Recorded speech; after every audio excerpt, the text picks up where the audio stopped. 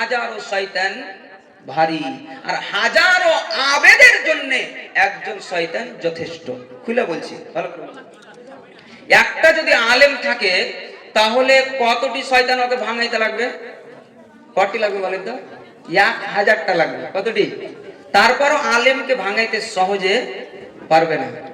আর যদি হাজারোটা আবেদ থাকে, আবেদ বলা হয় যারা ইবাদত করে, সাধারণ মানুষ, যে কোনো মানুষ হতে পারে, তাহাজ্জুদ পড়ে, নামাজ পড়ে, ইবাদত করে, কিন্তু সে আলেম নয়। জি, তাহলে 1000টা আবেদ যারা দিনদার, যে লোকগুলি তাহাজ্জুদ পড়ে, 5 ওয়াক্তের নামাজ পড়ে, হজ করেছে, যাকাত দেয়, সাদকা খায়রাত করে, এই সমস্ত মানুষ কতটি? 1000টা। এই 1000টার ঈমানকে একটাই শয়তান যদি লুটতে চায় তাহলে পেরে নেবে, কোনো অসুবিধা হবে না। উদাহরণ দিচ্ছি আপনাকে। জি, একটা সিম্পল সাধারণ উদাহরণ নেন। যে একটা ওয়াকিয়া ছোট শুনেন। একজন ইমানদার ব্যক্তি, খুব দিনদার ব্যক্তি, 5 ওয়াক্তের নামাজি ব্যক্তি, তাহাজ্জুদ গুজার, যে রাতে উঠে উঠে আল্লাহর কাছে কান্নাকাটি করে, চাই এরকম ইবাদত গুজার ব্যক্তি ইবাদত করতে করতে করতে 20 বছর 30 বছর পেরিয়ে গিয়েছে।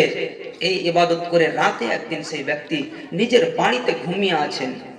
রাত 12টার সময় একজন লোক সাদা রুমাল পরে, জি, আর সাদা পাঞ্জাবি টুপি দাড়ি লাগিয়ে রাত 12টার সময় ওই লোকটার দরজাতে এসে বলছে, ঠক ঠক করে আওয়াজ দিছে। লোকটা বলছে, কে? বলছে, আমি হলাম আল্লাহর তরফ থেকে ফেরেশতা। কি ব্যাপার?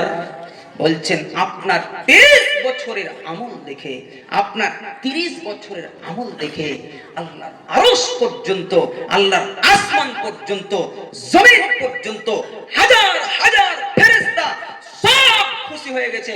আপনাকে আল্লাহ তাআলা এখন জান্নাতে ডাকলেন। আপনাকে আল্লাহ তাআলা জান্নাতে, আচ্ছা এটা হতে পারে কি পারে না বলেন? হতে পারে না? পারে না? পারে? হ্যাঁ, দুরকম হয়ে গেল কথা। কে বলছে পারে, কে বলছে পারে না।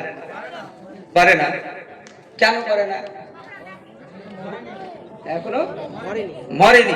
তো মরার আগে কোন নবী জান্নাতে যায়নি, গেছে? তাহলে কেন পারে না বলেন? মরার আগেও তো মানুষ জান্নাতে গেছে, হ্যাঁ? তাহলে কেন পারে না বলেন? জি শুনেন, এবারে লোকটা এসে দরজাতে ঠক ঠক করে বলছে, সাদা রুমাল, দাড়ি খুব সুন্দর, পাঞ্জাবি খুবই সুন্দর, টুপি খুব সুন্দর। এসে রাত 12টার সময় বলছে, ইনসান আলী, আপনার 30 বছরের ইবাদত দেখে আল্লাহ সুবহানাহু ওয়া তাআলার আসমান আরশ পর্যন্ত কি হয়ে গেছে? খুশি হয়ে গেছে। এখন তোমাকে কোনটা ডাকলে? জান্নাতে ডাকলে। চলো। ইনসান আলী বলছে, ওরে সুবহানাল্লাহ, কি মজা! হ্যাঁ, জান্নাত এই দুনিয়াতে পেয়ে গেল, মানে ইবাদতের ফল এই দুনিয়াতে পেয়ে গেলাম। সম্মানিত উপস্থিতি, লোকটা বেরিয়ে গেলেন। বলছে, চলেন। লে যেতে একটা খুব বড় বাথরুমের ট্যাঙ্কিতে হাড়াস। বলছে, এটাই তোমার জান্নাত। শয়তানের কাজ কি বলেন তো? শয়তান আপনাকে ফাঁকি দিবে, শয়তান আপনাকে ধোকাতে ফেলবে, শয়তান আপনাকে জাহান্নামে ले যাইবে। শয়তান আপনাকে সব সময় বলবে কি মদ খা, নিশা খা, জুয়া খেল, গুটকা খেল, বাপ মার সাথে বেয়াদবি কর। সব সময় শয়তান আপনাকে খালি খারাপ কাজের দিকে আদেশ করবে। জি, তার মানে বোঝা গেল শয়তান যদি ভালো কথা বলে তাও আপনার খারাপের জন্যই বলছে। তাহলে এই শয়তানকে চিনার জন্য কিসের দরকার বলেন তো? ইলমের দরকার। কিন্তু ইলম নাই। যদি ইলম না থাকে তাহলে কোনটা যায় ঢুকতে হবে? বাথরুমে।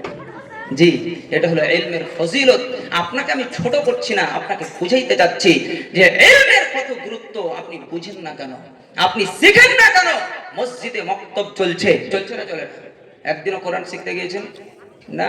ওই চলবে না। জি, মাদ্রাসাতে পড়া চলছে, এলাকাতে বড় বড় আলেম বসে আছে, কিন্তু আপনার পড়ার সময় নাই।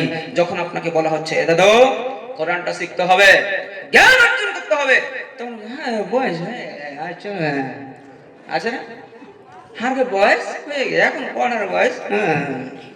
জি, ওই দাদুর মোবাইলে যদি একটা মেসেজ আসছে তো হাস করে মোবাইল বলছে, দেখ তো বে হার পয়সা কাটা গেল নাকি, এদিকে হুঁশ আছে, এদিকে ফের হুঁশ আছে, তখন ফের কানে পাওয়ারও আছে, চোখে রোশনিও আছে।